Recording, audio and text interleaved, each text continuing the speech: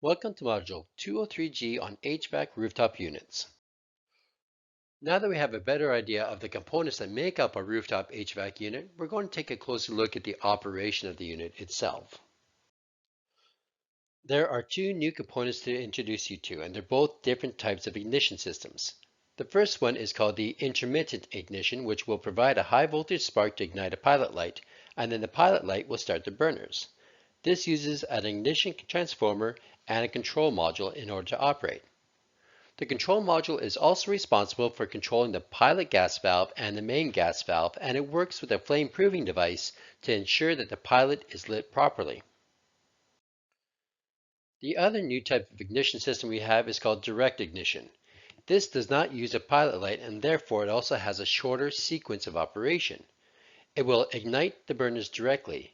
It still requires a different type of control module, and it also still requires to have a flame proving device.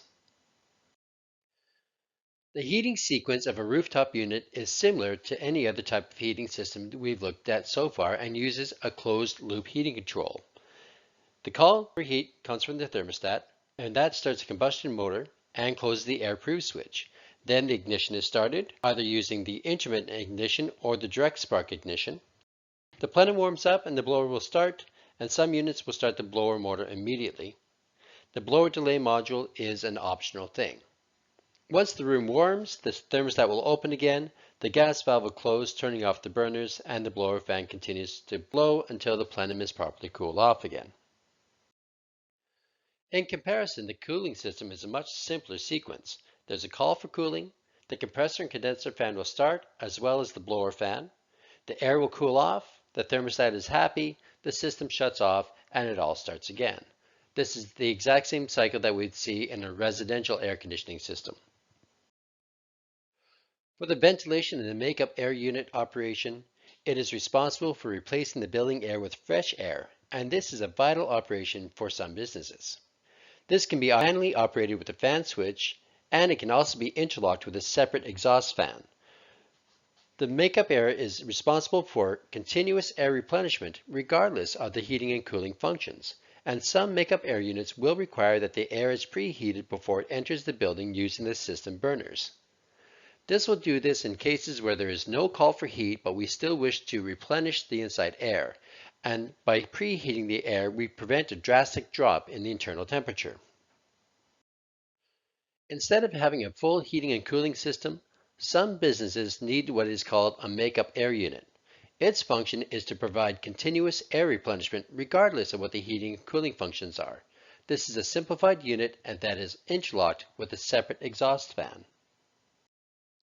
The makeup air unit has dampers controlling how much outside air is mixed with the return air, and when it is interlocked with an exhaust fan, more outside air is drawn in to replace the exhausted air. Some makeup air units require that the air is preheated before it enters the building, which will prevent a drastic drop in internal temperatures.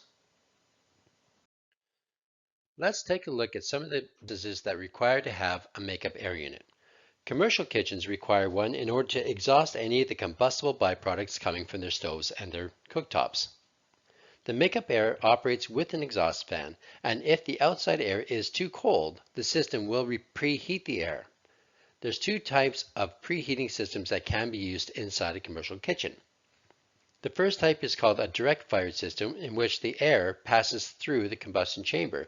Therefore, the combustion air is mixed with the fresh air, but the fresh air to combustion air ratio is about 100:1, meaning 100 parts of fresh air to every 1 part of combustible air.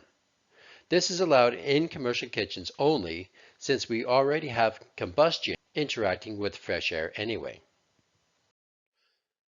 The other type of preheating system that we can have is called an indirect fired system, which will incorporate a heat exchanger. Therefore, the combustion air will be kept separate from the fresh air. Paint booths require makeup air units in order to exhaust any dangerous paint fumes, and they will also be interlocked with exhaust fans. The operation will be the same as in kitchens, however, we can only have an indirect fired system for preheating the air.